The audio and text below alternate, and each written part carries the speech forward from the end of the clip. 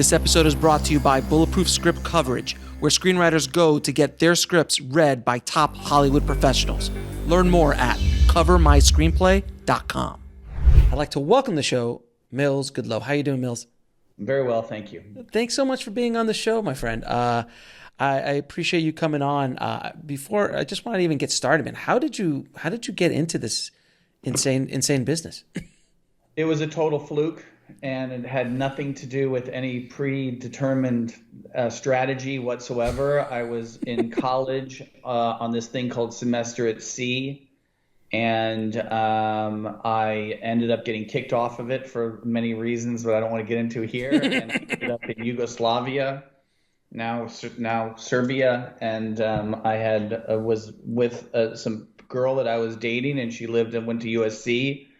And I decided maybe I should go to California. And what do I do in California? I guess I could get involved in the film business because that's what people do there. And I had one friend of mine who went to Berkeley. His name is Chris Silberman, and he's now the chairman of ICM. Oh, nice. And he was a Cal Berkeley guy, and his dad was a publicist. And his dad got me my first job. And I had no idea about movie business. I had never read a script. I didn't major in film studies. I didn't major in English. I'm very not well versed. I wish I could tell a story that I saw Star Wars when I was 6 years old and came out of the theater with my life deciding that it's different. But it's completely fluke and happenstance and no rhyme or reason whatsoever. So I like that story more because I've heard the Star Wars story 1,000 times. I'm part of that generation as well.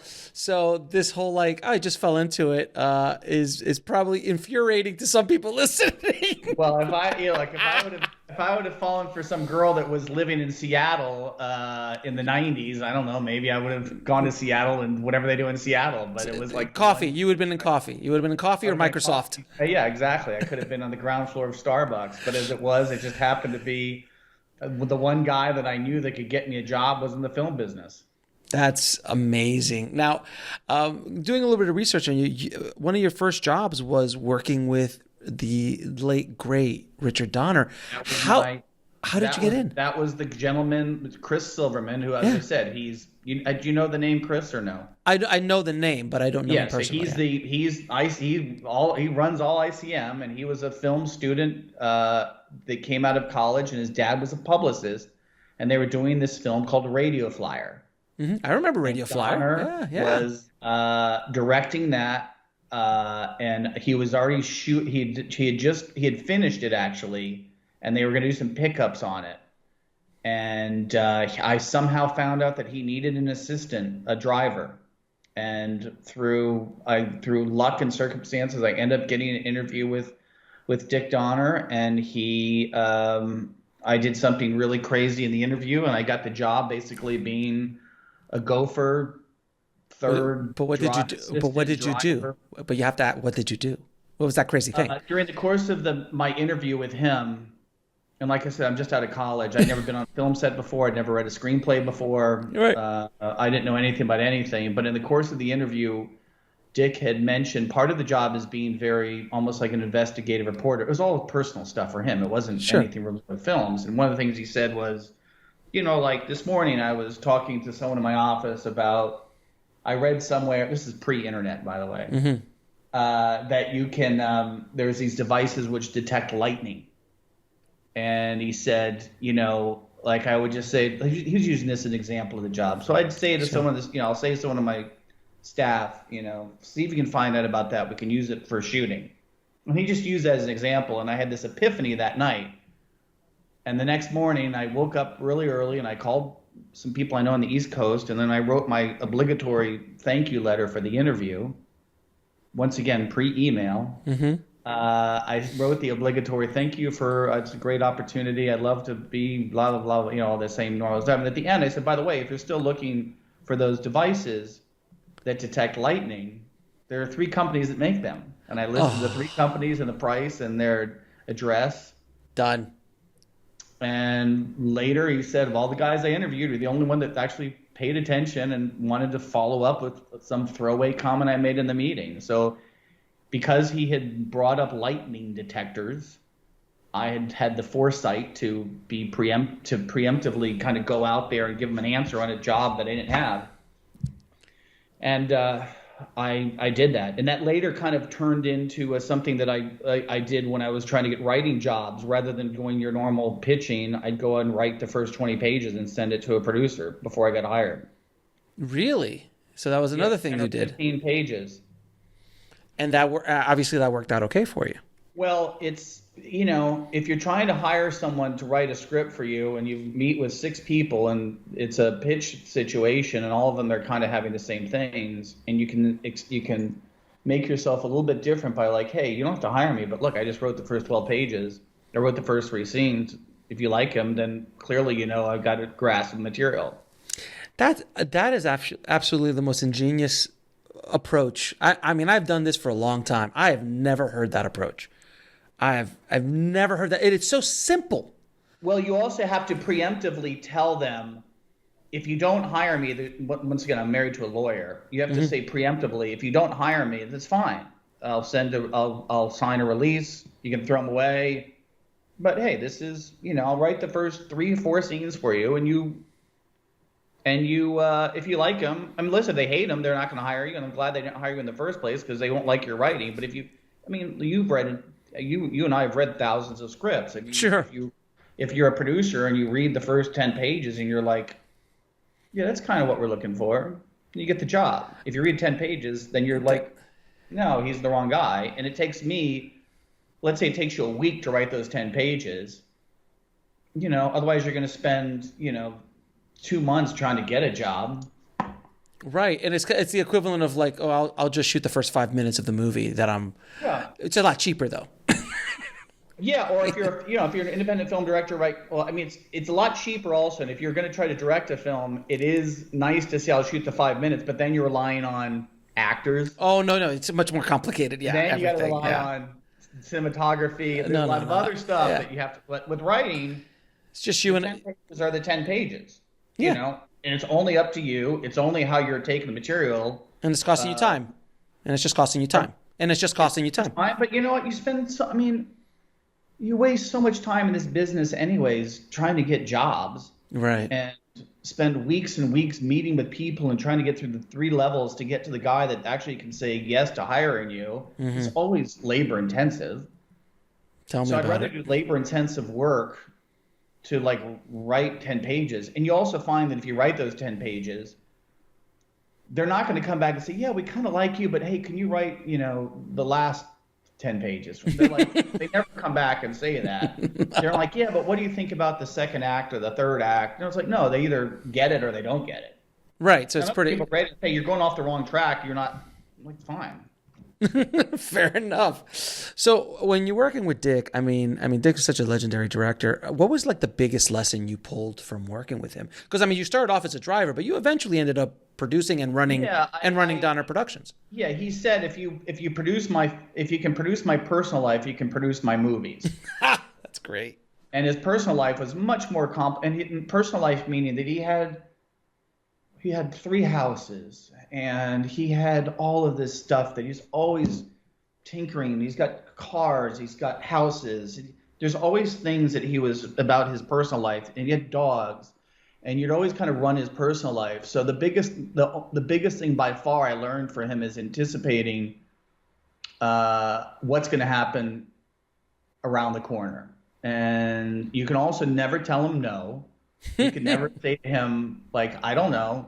Like, I'll give you an example. This is just multiple. I could give you so many examples of stuff that you do. But one of the things, let's say, is he would come on and he'd say, I have an idea that, my pool goes from 3 feet to 7 feet. Mm-hmm. But, I don't ever use the deep end. This is how his mind works. So why don't I get the pool so it'd be 3 feet, 3 feet, and in the middle it'd be 5 feet. So I can have two shallow ends of the pool. And you're like, okay. And then I go out and I talk to people and I meet with people and I come back and I give them a presentation about these are 3 companies that do it. This is the price. This is how long it takes. And you kind of apply that to making films, or you kind of have a task to get something done, and you can never go back and say, I don't know how to do it. I used to joke, like I would go back to him and say, hey, the solution for something you want for your house in the Hollywood Hills is we got to tear down your entire house. It's going to cost you $7 million to do it. But at least you had a solution.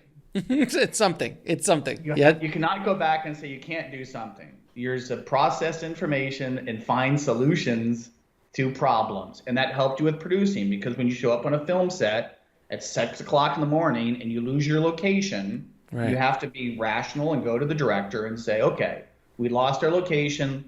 I've thought about it. I've anticipated there might be a problem. These are the 3 different solutions for us, A, B, and C. And he taught me to think like that.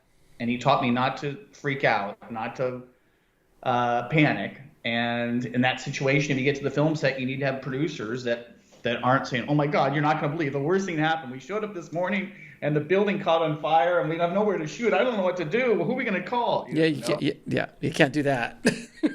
So he really ingrained that in through his own, and through the way that his mind works through all the different things that he would do. So he tried to train me to think that way. And he trained me to just be rational, to always be looking ahead, always anticipate contingencies, and basically, just always have a cool level head. And I had none of those skill sets when I started working for him.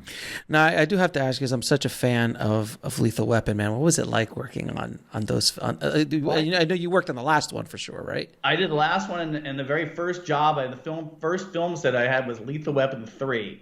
And I had never been on a film set before. Okay. Literally, I'd never been to California before. And I was driving him to the set in the Suburban, and I'd be like, oh my God, this is a film set. Like, this is what people do for a living. And it was very intoxicating. Mm-hmm. And we made 2 of those films. And the first one, I didn't know what a gaffer was. I didn't know what, it was completely over my head. And but my job was just basically to get him to the set and like go take his dog to the veterinarian. But by the end, on the 4th one, which is the last movie I did with him, but that was a different, I was at the end. Those films were made at the end of an era.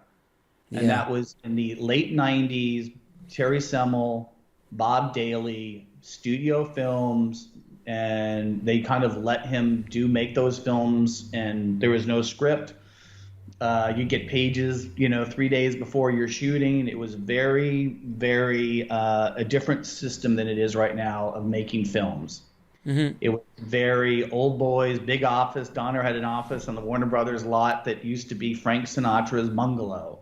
And, you had one Terry Semel and Bob Daly. If they just said, hey, we're going to make the movie, they make the movie. There's no meeting with marketing executives, there's no international people, there's no accountants involved. He just kind of did it, and they trusted the people, and they made the film. And I could write an entire book about the stories that I learned during the 90s, making 5 big studio films for Warner Brothers during those times, and how they came together, and how they were shot and how they were made, which will never exist in our business again.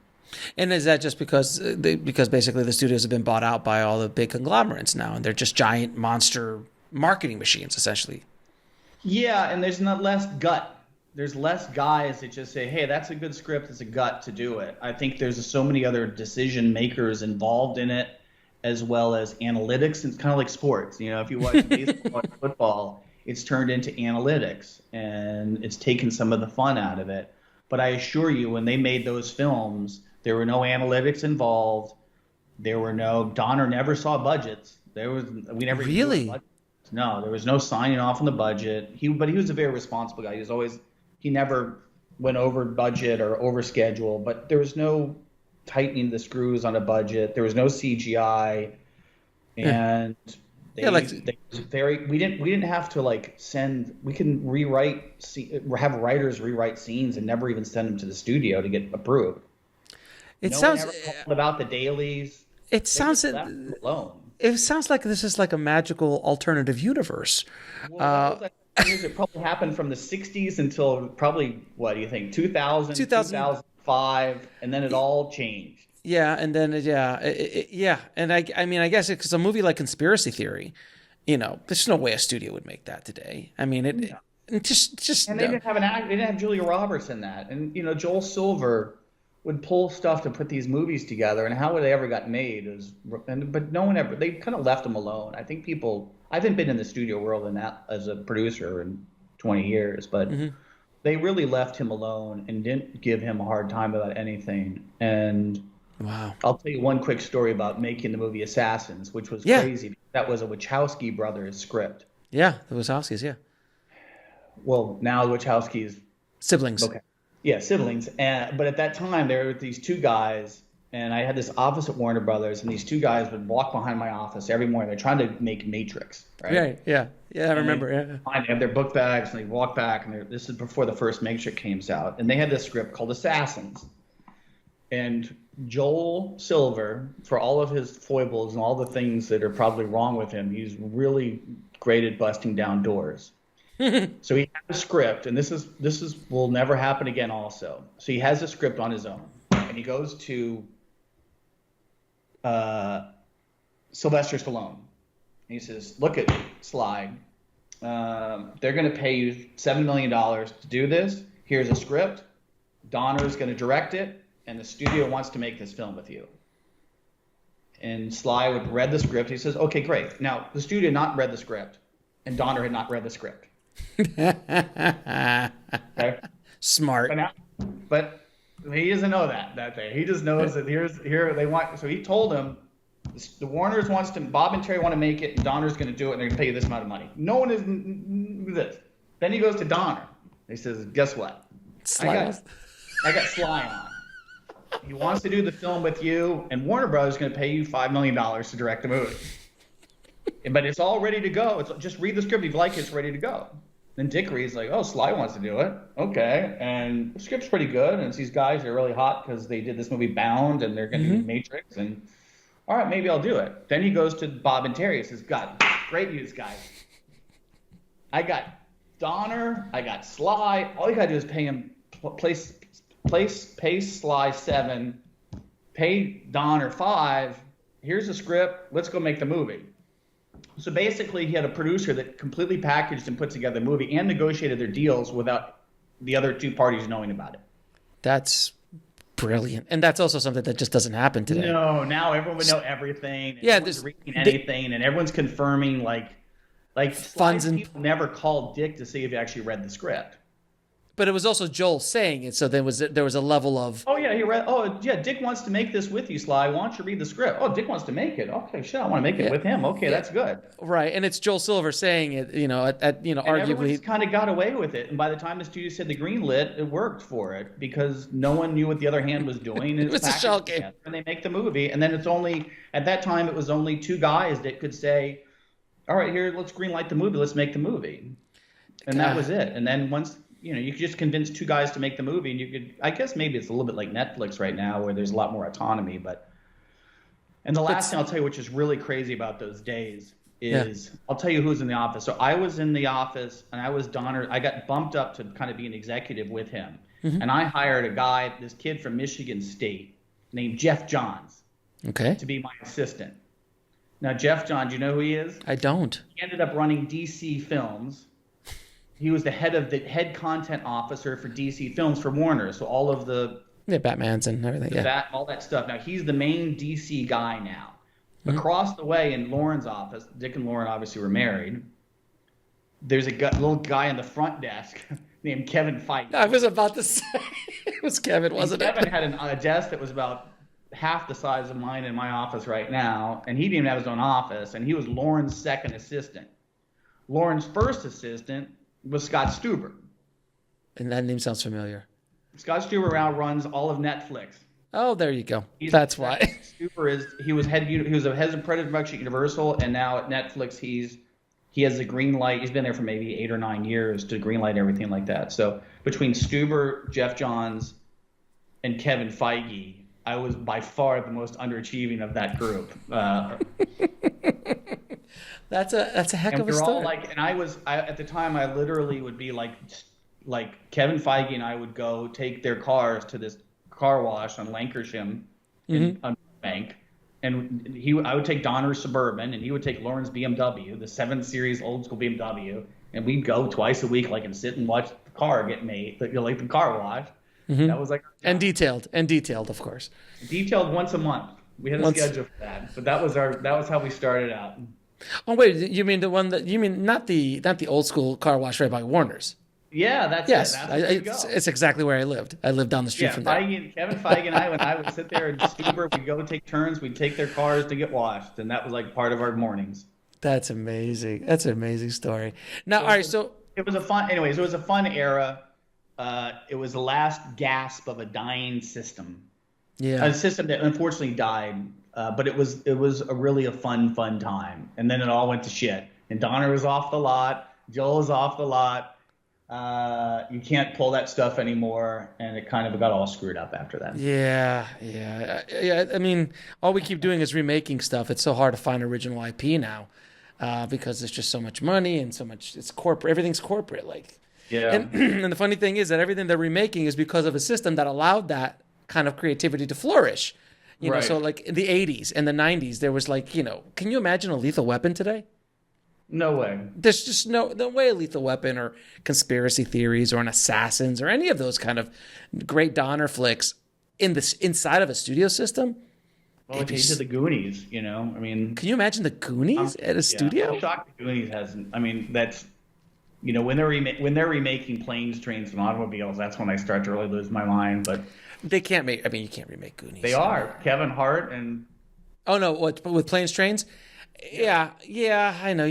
They're certain because now they're starting to run out of stuff. Like they can't just.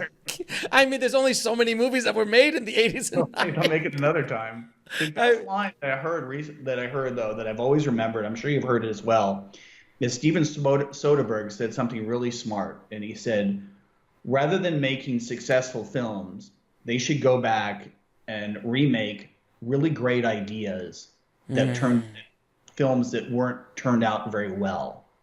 So movies that you're like, that was a really brilliant idea, and the movie, either through the casting or whatever, it didn't really work. But like, go and mine the really great stories as opposed to only mine them based upon box office. Oh yeah, like if you go back to Point Break, when they remade Point Break, I thought that was just an atrocity. And and the thing is like you can't that lightning in a bottle was then. It was Bigelow, it was Swayze, it was Reeves. It was that moment in time. Yeah. You can't bring that into this world, but you could bring something that didn't maybe pop properly in that era. And then because no one will have any emotional attachment to those stories. That was a great idea. Right. Look, I read this week they're remaking Roadhouse. Yeah, I just read that too with Jake Gyllenhaal. Now, what about Roadhouse was a great idea? It's Patrick Swayze. It's the only thing that made that movie. That's that brilliant about the idea of Roadhouse. No, it's a bouncer and it's Harley Davidson, the Marlboro Man. That's what they should make next. Oh God, yes. Oh God, that would be amazing. But yeah, you look at something like Roadhouse and you're just like, well, it's a bouncer and there's like, it's not a really great idea, but also at the time it came out, because I was working at the video store at the time in high school when that came out, so I'm very familiar with it. So I love that movie. It was that moment in time, that thing that was Patrick. It was that moment. It was, you can't bring that out. Like you can make something else that's kind of something like it, but it's not that. You can't redo it. You can't. Weird because the only nostalgia would be is for people of our generation, right? That film, and they'll be predisposed not to like it. No one's ever going to come out and say, that Point Break was so much better than the original one, or that Roadhouse. Nostalgia for people who have an affinity for the original film, who are not going to like the remake, and anyone that's younger than that doesn't care. Will have no idea what the film is. The scary thing is, a few years ago, I was a writer, one of two writers on Mountain Between Us. Mm-hmm. And I was I've got two young children, but I had babysitters who were 18, and I was telling them, 18, 19 years old, and I was telling them about Kate Winslet being in the film, and they had not seen Titanic. And you realize, wait a second, they're born in 2000, right? 1990. When was Titanic? 97. Yeah. 97. So like, you think that our references are very iconic references because you're like, oh yeah, it's the girl that was in Titanic. But if you're born after that movie came out, you're not going back to rewatch Titanic because your upbringing has been social media, YouTube videos, TikToks, and so forth. So you're not going back like, I'm going to think about Netflix. I'm going to go back and start looking at really popular films in the 90s. So they had no idea about Titanic. Oh, my daughters who are, like 9, they just saw Titanic, and It's probably because you asked you. I know, because one of my daughters is obsessed with Titanic, and the actual event, not the movie. And I showed it to them, and they were like, "Oh, I've seen Jack before," and now they don't know it's Leonardo DiCaprio. It's Jack. So anytime a trailer pops up, like, "Oh, it's Jack," and then that's Rose. Like they don't they don't see them as, they just see them as those. But it was only because of us poking them to go into those, like, hey, you got to watch Star Wars, or hey, you got to watch this movie or that movie from the 80s. Or they can watch Star Wars now because they can go and you can get them caught up on Star Wars that, But you look at Roadhouse, a 17-year-old, a 20-something-year-old kid right now is going to see Roadhouse. They're going to say, I have no idea what Roadhouse is. I've never seen the film. And then the people that they actually are attending for that film to attract, which is people like you and I, won't see it. We're not going to like it. I mean, the only reason I would even remotely even consider it is because I'm a huge fan of Jake Gyllenhaal, and I'd be curious out of almost a morbid curiosity to see what he does with it, because he's such a fantastic actor. Yes. But it's not. I'm not going because of Roadhouse. I'm going because of Jake Gyllenhaal. Yeah, exactly. And it's just weird. If they make it, if P.T. Anderson makes the movie. Well, then I'm gonna. First, I want to. They're just gonna get a normal off the conveyor belt director to kind of do it straight, Can you imagine? Or you do like 21 Jump Street, right? Oh yeah, which you completely turn it on its head, and that's a completely reinvention of it. Yes. And, I don't think this is gonna be Point Break was not a reinvention of it. No, not so much. Not so much. Now, going back a little bit, so you obviously got your start as a producer. How did you jump from producer to writer and writer-director? You know what? I wanted to always direct because of Donner, and I realized that it's really hard to be a director without learning how to write. So I did it to direct films, and I directed a film that was not terribly successful financially, but it kind of forced me to be a writer. Then I wrote a second script to direct my second film, and that was basically kind of a lot of Magnolia. It was kind of a film called August and Everything After. Mm-hmm. But I was only writing to direct films, and then that film, the second one, didn't get made, even though I got really close with Michelle Pfeiffer and Annette Bening and crazy stories about that one. And then basically I ran out of money. So you had to start writing. So I realized if I want to be an independent director, I got to make some money. So I better start writing for other people. That was it was kind of a backwards way of doing it. I'll try to make my own films. I had an agent at UTA because they really liked the script that I wanted to direct. Mm-hmm. And then I spent a year and a half trying to make that movie, and I couldn't make it. And then I said, I'm literally broke. I need to make an income. Maybe if someone would be stupid enough to hire me to write something and pay me to write a script, maybe I can get money that way. I love your perspective on everything, because it's just such a, I mean, you understand, I've talked to thousands and thousands of screenwriters and filmmakers over my career, and it's always this struggle and this thing, and I've got, I watch Star Wars, and, it's James Cameron, and it's Spielberg, and all of this stuff, and you're just like, I ran out of money, man, and...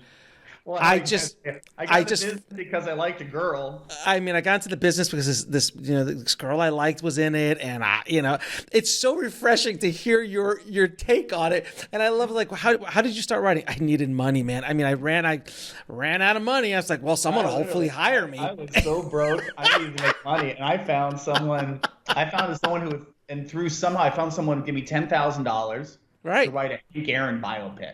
Okay. Sure. And that was like awesome. I got $10,000. My rent was $1,400 a month. I was single. Where were you living? Married, had kids. Where were you living? Where were you living? In LA. Where were you living in LA? I was living in the flats of Beverly Hills. Oh wow. I was in a studio apartment, and $10,000 would allow me to live for 3 months. There you go.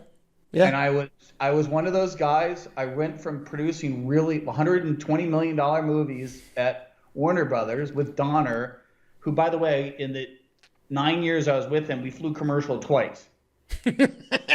Twice. So I probably spent it well over 200 or 300 times in that Warner Brothers jet. Gulf G5s all over the world. Jesus. We would do junkets in Europe. We would take the Warner jet from Burbank to JFK, spend the night at the Four Seasons, the next morning take the Concorde to Paris, where they had a private jet go to all the different tours all the way around there. Sure. That was my life for 9 years with him, because I was always with him, and that was those days of excess. I went from that to 3 years later really hating the month of February, because there's only 28 days in February, which means I had to pay my rent faster 3 days earlier than I normally am used to.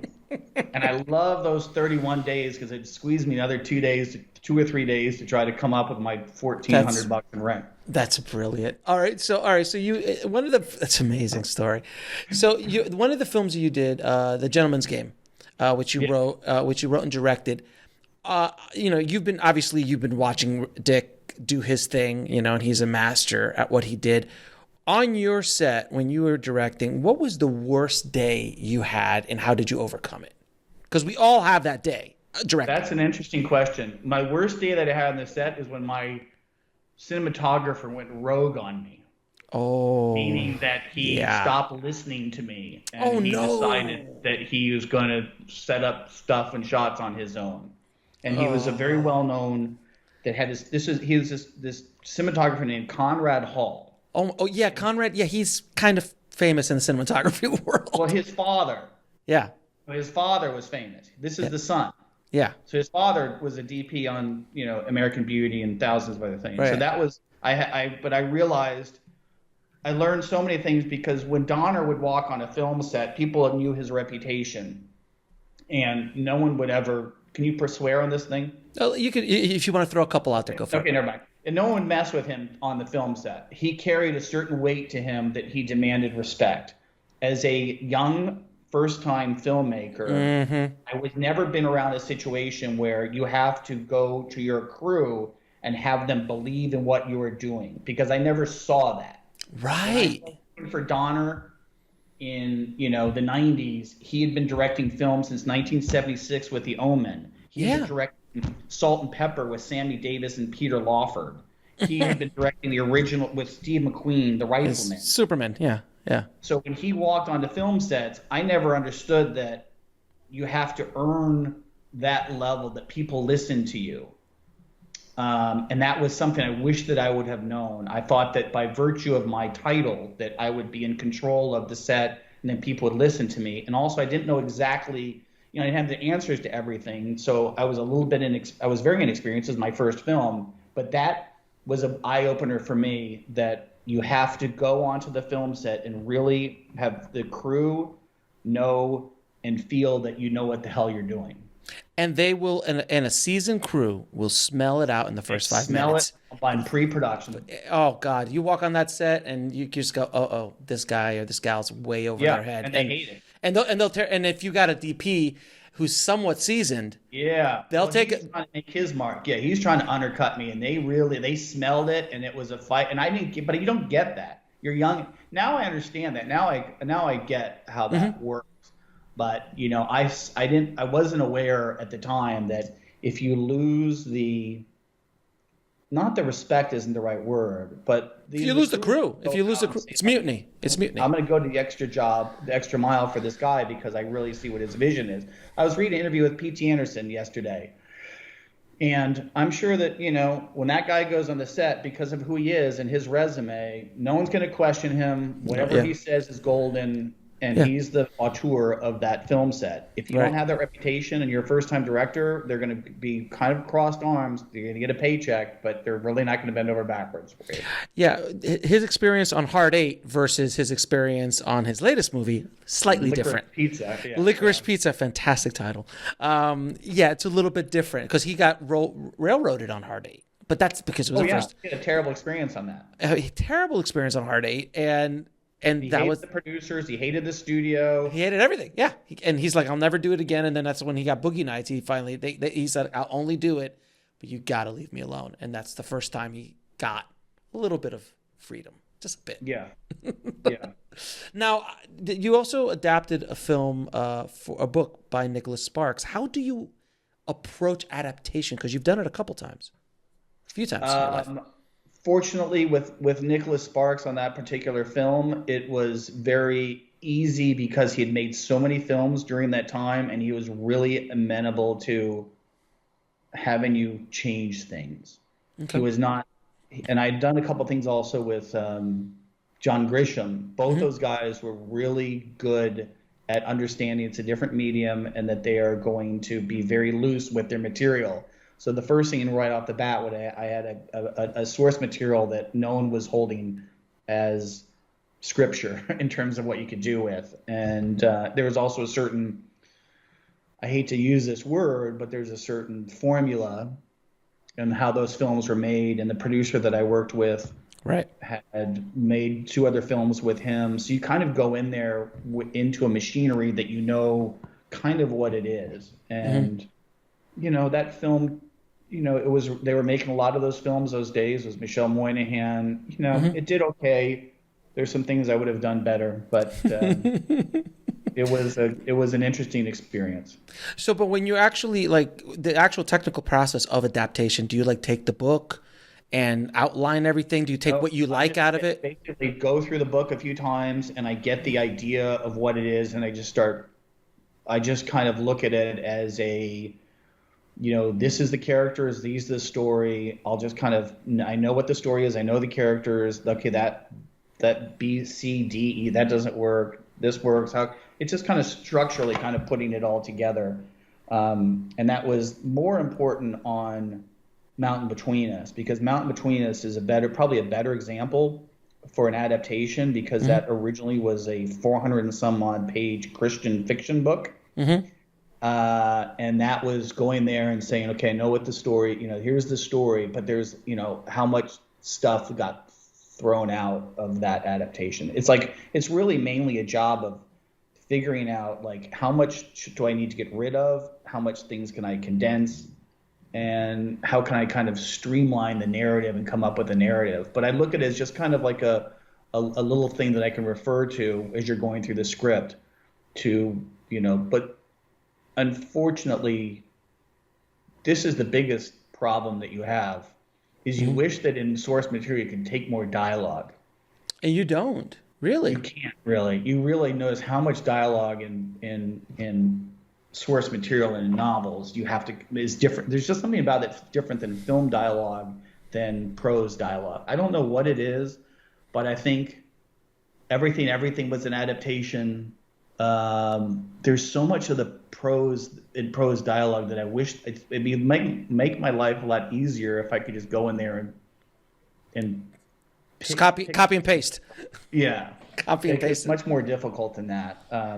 So it's always a nice thing to have. I think both of them are both originals, and I think the misconception, I'm sure your audience knows it's wrong, is that they think that, you know, or certainly to the public, the general public, they think your adaptation is just doing a Cliff Notes version of the book. You just take a book and just kind of shrinking it down. It's a whole different animal. But everything's hard. No. I mean, I'm in the middle of adapting one of my books, and I live the story, and it's just like, it works as a biography or an autobiography, but it does not work in film. Like, this is going to be a horrible movie if I make it exactly the way I wrote it. So I have to, like, just pick the things that you think that's cinematic. That's cinematic. I don't need that. I don't need that. I'll throw all that away. Yeah, we got to change this character around. We got to combine a few of these characters. We got to throw a better arc in there. Your own autobiography. I'm trying not to. I'm trying not to. I don't have any emotional distance from that. I don't. That's the problem. I'm looking for a screenwriter. If you're available, we can talk. No, no. It's honestly, with the producers I'm working with, I'm like, I just don't want to do it. I'd rather get somebody else to do it, and I'll be standing behind them, and I'll talk to them and I'll help them. But I need someone with a fresh eye. It's so hard. It's so hard. You got to be pretty merciless. Yeah, about it. And I think that, you know, as I said, I was fortunate with those situations that the authors of the source material were really, really cool. Although I did do something that I made a huge mistake on Everything. And I think I wrote one of the better scripts I've ever written in my career on that. And the film does not reflect a lot of the things that I really liked in there. And the big mistake that I made in that film was I went too off of what the source material was. I started making some decisions and some choices, and I broke off a little bit. I got a little bit too loose with it. And the producers in the studio got me, because the book was the #1 New York Times bestseller. They reminded me, you can't alienate too many people. You got to go back to the source material. So I learned also that you can also be too loose with it. And right. I got too loose of that one. And it's a weird thing when you're writing, though. I don't know if any people, if you agree with this or other people to do it, is sometimes you're getting paid and they're cutting you a check to do an adaptation. You feel like you need to do a lot more work because to justify your paycheck. Yeah. Right, because you're not. Sometimes on that project, right. I felt like I could have not coasted is not the right word, but I didn't have to do as much heavy lifting. And sometimes you feel like you have to do the heavy lifting to justify the paycheck. Right. So I'm getting paid on this. I have to change things. I have to reimagine a lot of things. I have to kind of open up the world. And sometimes you can open up too much, and instead of saying, you know what, they paid you just to be a little more faithful. Right, exactly. And the reason that the movie is being produced is because there's an original IP that they can attach to it. It's the only reason it's being produced. I went too far askew on that one. Askew. And I wish I could use some things that I put in that script in another. I think scripts are a lot of times, there's so much material that I've on films. I've had 7 movies made. There's so much material that on previous drafts that are it's like you have a garage in a car and they have these parts. All these spare parts around my office that I wish I could put in there that you try to find and never works into other scripts. There's so many ideas and so much great scenes that I've written that I thought was great that I just can't repurpose. Right, yeah, I've had that problem too. It's you're oh, it's so good here, but I can't. So good, and I know I'll find it. I can find that's such a great idea. I'll find it in another movie, and then you never find it in another movie. It just sits there, and you just get so frustrated because there were some really good ideas in there. On that movie, Everything, the character that Nick Robinson played in there. I had this whole thread that had a barcode tattoo. Okay. And what didn't exist in the novel. Right. I thought this was such a clever idea. And he falls in love with the girl. And one day when they're together, she asks him about his they're in Hawaii after she runs away. She asks him about his barcode. And he said that when he was 13, I had this whole story. He had slipped off somewhere to a tattoo artist because it was the date of his 18th birthday when he'd be emancipated from his parents. And that's what the barcode represents. When he was 13, someday when I'm 18, this pain that I'm going through with my parents, I can always look at the tattoo because the tattoo, the barcode represents whatever the date is, 2/7, whatever is my answer. So you find ideas like that you think they're really interesting and that talks about a character's internal pain, and it's this physical reminder of why he's waiting to get away out of his house when he can finally move out when he turns 18. And you build in these whole stories, and you build these whole scenes, and it's never in the movie, and I can never use that idea for a tattoo again. Jesus, that's a good idea though. That would have been fun. Yeah. It's cool that a kid is my parents suck, my dad's an a-hole. When I turn 18, I can get out of here, and I'm going to force myself to brand myself to basically say, on this date, when I turn 18, I'm out of here. That's awesome. Now, there's another film you did, The Age of Adeline. Yes. I absolutely love that film. I loved it. That's my favorite movie. That's all of this I've done. That's by far the most favorite thing and the thing I can't complain about. Now, I loved it, and my wife and I watched it, and we were just like, this is How old are your kids? 9. They're about 9, yeah. You'll be young for that. Yeah, their kids aren't going to watch Age of Adeline just yet. But can you tell me the story behind it? Because is there a little bit of know the true story of this one? I've heard through the grapevine that there might be a little bit of an interesting story behind this. Yeah, this is a crazy one. There's a producer, unfortunately, he's no longer with us, but a great man named Steve Golan, and he started Anonymous Content. And of course. He won an Academy Award for Babel and for Birdman, and he was a really, really great producer. And I had written this script called August and Everything After, which never got into production, but it got people to, as I said, I was able to get an agent. and I was trying to direct that film, and I had a meeting with him. And I go to Culver City, and I sit down with Steve, and he's like, look, I love your script. It's a great script. I'm doing this movie, Eternal Sunshine of a Spotless Mind, right now. And it's a total pain in the ass. And your thing is just too independent. It's good, but it's like, it's hard. It's independent. Because the script was kind of like Magnolia. It was like this kind of big, sweeping, independent, interconnected lives. It kind of later turned out to be kind of a Crash kind of a thing, but Crash hadn't out by then. But basically what he said was, I'm doing Eternal Sunshine of a Spotless Mind. It was another great script, great Charlie. You're not Charlie Kaufman, but you're kind of like trying to do some interesting things with your writing. I just don't want to do it. And he said at the same time, because he's shooting 2 films simultaneously, he's also doing 50 First Dates with Adam Sandler and Drew Barrymore. Both, imagine the sides of the spectrum. 2 things he's shooting simultaneously. And he said, you know what? So I'm just, it's just too hard. Mills, it's too hard. But if you got anything that's more digestible that I can sell, I'd be really interested.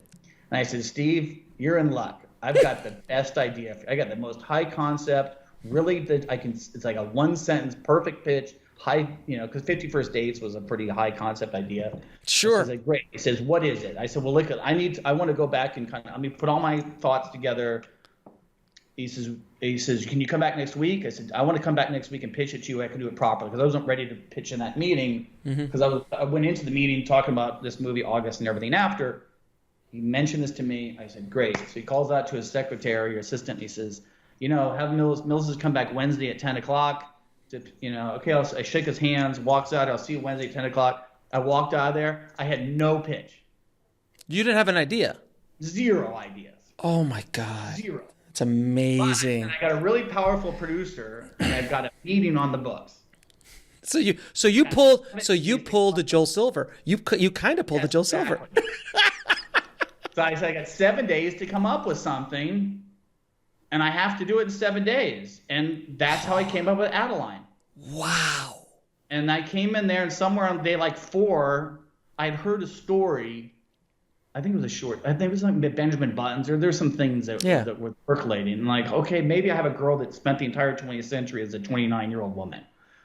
And then I kind of did that, and I went and I pitched him on that Wednesday. And he said, I really like it. This is what I'm going to do. I'll give you like $10,000 to write the script. And I'm only going to give you $10,000 to do it, but I'm going to be attached as producer. And once you write it, then I'll produce it and help you get it made. And I was great, because once again, $10,000 was some extra money that I could live for another 2 or 3 months. While you wrote this thing. Yeah, exactly. So I said, great, $10,000, and I ended up writing the script.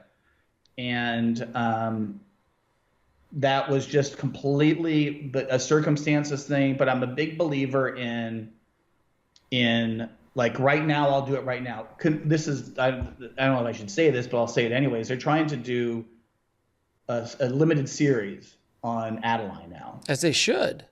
Yeah. To do it like a whole thing spanning, like to see her basically taking the flashbacks that are in Adeline from her in the 40s and 50s, build a whole thing around it.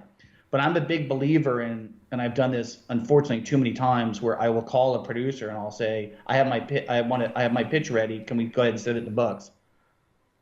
Just so I can have to back into something. I have to give myself deadlines to do things like that. And I did that with Adeline, where it's just like, I've got till Wednesday to do it. You just have to, like, as a writer, tell people you're going to be ready, and you're going to be embarrassed if you show up and say, I've got nothing. So you better get your butt in gear and do something. It's like posting on Facebook, I'm going to lose 20 pounds, and here's my before picture. Exactly. Yeah. Once you tell the world that you're going to do it, you better do it. And with Adeline, the only reason that script ever got written was because he didn't want to do Eternal Sunshine of a Spotless Mind. Because it was just too complicated. It's like, It was too hard for him to do. And if he would have said, no, I won't do it, I would never. It only happened because I saw a window, I saw an opportunity to do it. But how long did it take to get made? That took 10 years. I was about to say, it wasn't overnight. For 10 years to get made. And what was the go ahead. I have to tell you off the record. I can't do it off the record. I'll tell you a really funny story later about that, though. Okay, so then how public this is, but there's what happened over those 10 years. That movie at one point was going into pre-production on a set in Boston with Andy Tennant directing. Okay. Katherine Heigl starring, and Donald Sutherland playing the Harrison Ford character. Harrison Ford part. And they were in pre-production, and then it went, and I got a call saying that the producers got in a fight with Katherine Heigl. Shocking. This was in the middle of her like huge run, of pissing everybody in Hollywood off. Yeah. No, but it also coincided with her run of doing like the Bridesmaids movies and all, like, not, what was that movie she? No. Knocked Up. The Knocked Up, yeah, Knocked Up, and all of that. 51st, yeah, 51st, yeah, she was all Bride, whatever it is. She was Brides, right. So but anyways, the moral of that story is I was devastated when I got that call, and I was practically in tears, and I took a long walk, and I'm like, I was so excited about this. This was my big break. It's all going down the toilet right now. My career is over. I was devastated. And then you look back on it and say, it's the best. My entire career was changed because that iteration blew up. And it would have been a very different, totally different movie. Film. Totally different movie, and it just there's a lesson in there that when things go bad and go sideways and you're all upset about it, I always go back to that and saying, God, think that worked. That's so glad it worked. Or jobs that I've gotten that I've been devastated. I didn't get jobs, and then the movie turned out to be really bad. Yeah, and I literally was just talking to somebody I had on the show the other day about this exact same thing. It's like you look back on your life, and at the moment when you don't get the job, or you don't get the girl, or you don't get the production falls apart, or something along happens, you're like, oh my God, my world is over. And then a year or two later, you're like, oh my God, thank God. That was the best thing that ever happened to me, that I didn't get that job or that movie didn't get made, because it would have been a completely different movie. Different movie. And I'm a big believer of if the universe is pushing you in a certain direction and something doesn't go the way it's supposed to, there's a good reason for that. I'm a believer of that. I truly, because I've seen it so much in my life. Like, I mean, I almost I'll tell you a little side story. I almost got onto Project Greenlight, season 2. I made it to the top 20, and I was this close to getting on, and I was like, oh my God, I dodged a bullet. Then who was the kid that won at that time? Exactly. Who is the kid who won at that time? I have no idea. That was the Shia LaBeouf thing, right? That was the Shia LaBeouf season. So it was the Battle of Shaker Heights. But that one again, that would have destroyed everything. I would have been known as the guy who was on Project Greenlight. Yeah. Nobody would have taken me seriously, which is what happened unfortunately to a lot of those directors. And then I did it again with On the Lot. Remember that show, On the Lot? I made it to the top 20 of that show. And one of my best friends was the DP in it as well. So I'm like, oh, this is going to be great. I'll get on the show. You'll be my DP. We're going to kill it. It didn't make it. And I'm like, my life is, I was flown out. It was the whole thing. And then I look back, I'm like, thank God I didn't become a reality filmmaker. Yeah. And it would have always been on your Wikipedia. It would always travel you through everywhere. And right. It's a really deep, deep hole to get out of. So it does work. Remind yourself when things go sideways. Yeah, absolutely. That there's always a way. I have to ask you, when you start writing, do you start with plot or character? I don't know. I don't know. Okay, so do you listen, Mills? Are you telling me that you just like sit down and you're like, I'm just going to start writing and something will come up? I have a strange system that I do, and that I never write anything in screenplay form. Okay, so how do you write then? I get a Word document. And I'll get a Word document, and I'll open on page, and I'll get one page. Okay. And I'll say, okay, what is the movie? This is the beginning, the middle, the end. And it'll be, maybe 5 bullet points. Like, I know at the end of the first act, this is going to happen. I know in the second act, this is going to happen. And this is the opening, and this is the ending. And that's all I have. So an outline, basically an outline. Pardon? An outline then, basically. Yeah, but then day 2 comes around. And I'm like, okay, that's kind of the beginning. Now, the first act's got to have at least, I don't know, maybe 10 scenes in there in the first act. So, like, okay, it just starts growing and growing. And then I put a little dialogue in there. And then I put too much description in there. And then it grows and it grows and it grows until about 3 months later, I've got a 50-page document that's still in Word form, that's just kind of building it out. And only in the last day before I turned it in do I then turn it into screenplay. And I equate it to something that's very, I don't know if anyone ever does this, but I equate it to if you're a painter and you have two canvases. If I have a oil and or acrylic and I've got a paintbrush and I'm going to the actual canvas to start to, to do something, it feels like I'm really making a piece of art. Mm-hmm. If I have a second canvas over here and I've got a pencil and a pen, I'm just kind of playing around with I could put a sun here, I could kind of do that. Oh, okay. I spend 3 months doing that. It frees you up mentally. So I never had to believe I'm fade in, page 1, interior, office, daytime, and then you're looking at something that's very structured in a very weird format. But if you just kind of let your mind free, just the beginning, middle, the end. So I do that in a very elaborate, and I've done that to every script I've ever written. And that's the only way that I think, and I get really specific about I think interior, exterior just screws me up. And I tell you what, I do the exact same thing, but with my books. So when I write books, I do the same thing. I never get into the actual document that will become the book until chapter 1. It's never. No, I build all that out and I build note cards within each of those chapters. I use Shriver. So it's just kind of go in there and I just kind of organize it all. And then when I feel that it's all kind of written there, then I'll start copying and pasting into a chapter 1. And then I'll keep going. Chapter 2. You can also put a lot more stuff and also put as much stuff you want in there. Right. Put in. Right. I edit there too. Add your note card. I'll put in 50 note cards, 100. I can add everything. And then at some point I'll just start cutting some of those things out and kind of shaving it down. But it feels like it's much more of a playful way of writing, and it just puts the pressure off of you. I think when you're starting a script and you're on page 3 and it's description or something, and the description should only be 3 lines. In screenplays that should be 3, maybe 4 lines the most. And you're writing small. You're writing tiny like this. Whereas if you have some big, huge piece of paper and you're it never comes into play. Let's say I'm writing a scene, an interior restaurant scene. You're interior restaurant. There's this person, there's a music, there's 7 waiters, this is what's dressing, it's raining outside. These 3 people are talking like this, the hostess is fighting with her boyfriend, the bartender's drunk, whatever you create all that stuff, and I'll just write all that stuff down there, and then I can write the scene, the dialogue, the 2 people.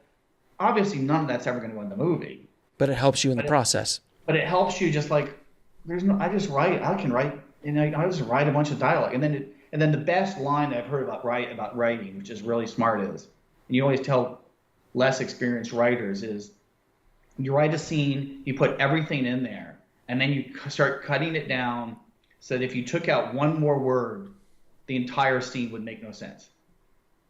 Oh, wow. Meaning, you distill it down so everything is as tight as you possibly can be, and then to the point that if you change one little thing, then it's going to collapse. But you shrink it down like that. So the point of what you said, what you do in your books and what I do in screenplays is you can't shrink everything down to the real essential stuff unless you start out here. And you can't start out here unless you write a bunch of stuff. And then you can start shrinking it down. It's really hard if you start the scene only knowing that you're going to be shrinking it down. Start it big and shrink it down. Just don't be working in the shrink down phase. Right. You're creating a much larger piece of marble that you can start chiseling. As opposed to thinking I only have 3 centimeters to chisel, as opposed to 3 feet to chisel. Yeah, and that's a whole 10 feet of marble. I'll just do whatever I can do. Maybe it's a psychological thing, but it's well. You've done okay for yourself.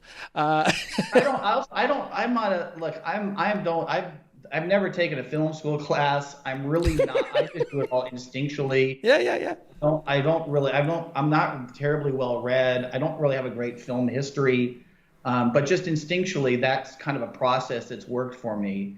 And I just get comfortable with it, and it just feels freeing because I never want to think about what I do too much. I think that's really important as a writer as well, and I'm sure you might understand this as well. If you really think about how you make your living or how you make scripts, it's very, very scary because it's so subjective. It's all in your head. Yeah. and it's really frightening. So if you just kind of play around with it and don't really take it too seriously, then you're going to be better off. Preach, my friend, preach. Because I don't know if you've had this experience, but there's sometimes writers they go up their own butt sometimes, and they're a little too in their own head, and then you're lost. When you get into that mind space, you can't create. It's very, very difficult. It's scary. If you really think about it, it's really, really scary. And I have a family, and I've got a wife, and if you're like, my whole living is based upon the stuff that I think is right. It's kind of like if it's the same thing making music. I mean, once your whole living is based on being a songwriter, and the whole idea of being a songwriter is to say, that note sounds right, that song sounds good. Well, there's no empirical objective measure to it. It's a very subjective thing. Well, how I would freak out if I'm like, my whole career, my whole supporting my family is based upon a song that I think is good or bad, or dialogue that's good or bad, or a scene or writing. It's a really scary proposition to base a career upon. With that said, since we're leaving it on an up note, let me ask you a few questions I asked. By the way, everything he said is absolutely true. And I say this constantly. This is a ridiculous business. It's insanity what we do.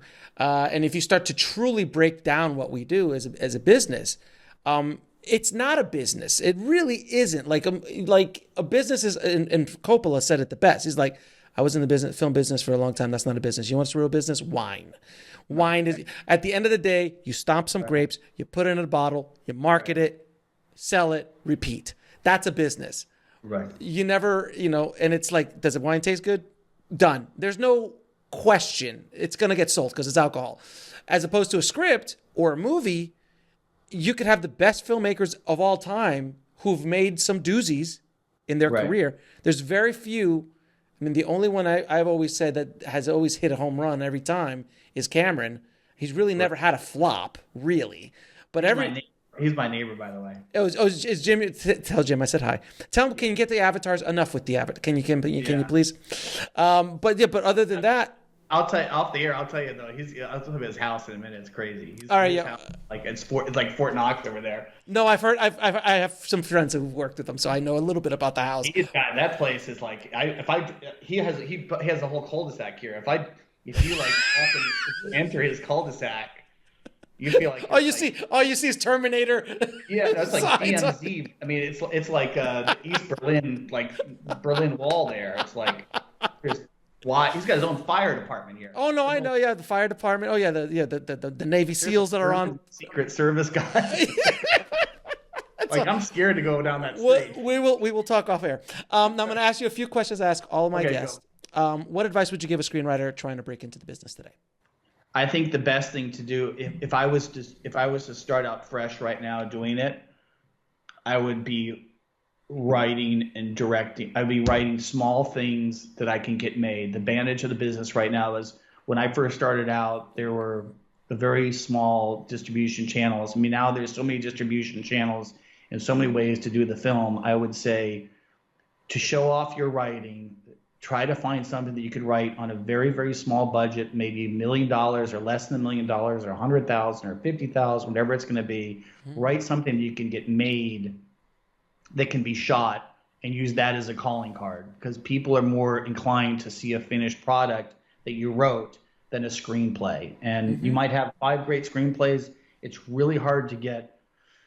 No one has 5 greats, but maybe one has one good screenplay that they have written. It's really hard to get people to write that screenplay, to read that screenplay, and to pay attention to it. But it's very easy to shoot, or pretty easy to shoot something and to get a final piece of product into their hand to say, hey, can you watch my movie? And if you can make a film, you can watch a film, you can get that first thing that people can notice your talent or your abilities. I don't think you can do it well from a script. I don't remember the last time that people said, oh, I know the blacklist is a big thing right now, but that's been co-opted, I think, in certain ways. But I think if you can have a finished product, you can be a lot more successful. What is the lesson that took you the longest to learn, whether in the film business or in life? I just keep slugging away at it. I think you just keep trying to go away with it. Don't take it too seriously. Don't put too much pressure on yourself. And certainly, I don't. That's. Can you ask a more specific question? Okay. How about 3 screenplays that everyone should read? You're gonna hate me. Go ahead. What is it? You have never read a screenplay? No, what? I don't really read. All right, so three of your favorite films of all time. Jerry Maguire. Great screenplay.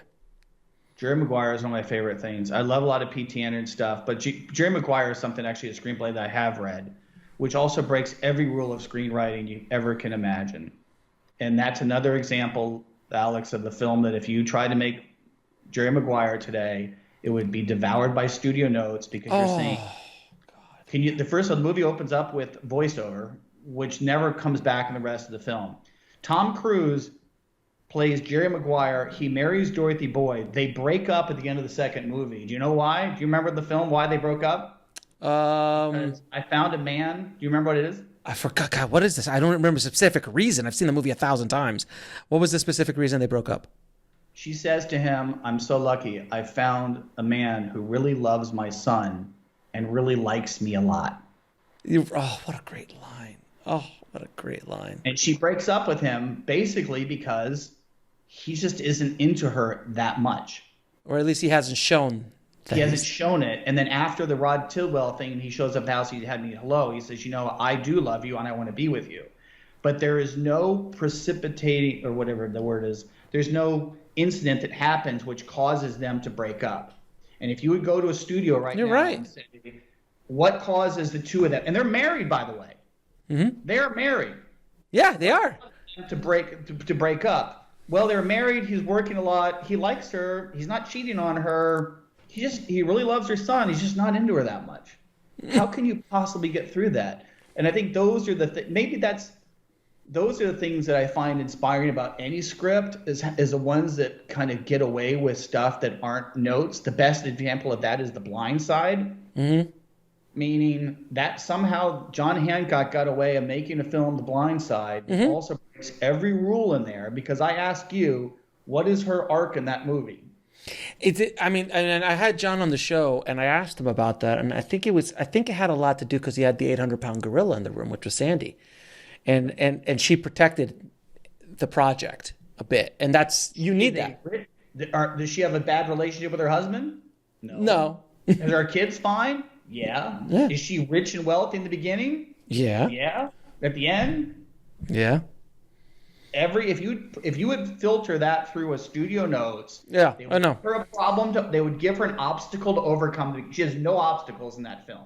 Anyways, if you look at those things, whether it be The Blind Side or Jerry Maguire, that if you really empirically or dispassionately look at it, how many things would be noted to death on that by development people that would say, there's no reason for Renee Zellweger to break up with him. Make him more dramatic. Maybe he should get caught with another girl. Maybe he should be. Yeah, but it would have been so formulaic if they did that. It would have been. Thing for me, my other favorite movie is Lost in Translation. Yeah. Lost in Translation is a great film. It is. And you know what? This is another crazy thing, Alex. They're both married in the movie. Right. Yeah. I'm going to make a movie about two married people who are not married to each other. Right. One of them is much, much younger than them. Mm-hmm. They don't consummate that relationship. We don't see the last line of dialogue that they have. And there's no great arc with Bill Murray in that movie. He's pretty much the same guy. She changes. The same guy. She changes. Maybe he's a little bit nicer. She kind of she's trying to figure out her life. There's no exterior obstacles. There's no antagonist. There isn't. You're right. There's no antagonist in that movie, and it's a brilliant movie, and it works so well. So those are the things. If I look at my two favorite films, would be Lost in Translation or Jerry Maguire. They break a lot of rules. They're walled off from bad development notes, and they're somehow were made for people not to give them a hard time about it. And those always look up to, because they're really, really hard to pull off. Mills, it has been a pleasure talking to you, my friend. Thank you so much for coming on the show. I hope everyone is off. I hope everyone's off the ledge, because there were some moments on the show like, this is tough. I saw Star Wars and I watched that in the movie theater, and my eyes were. And I said, "That's what I need to do for the rest from now on." So all these interviews. I saw my future. But thank you, my friend. I appreciate everything you do. Thank you so much. I really enjoyed it, and you've got a wonderful show, and I want to read your book now.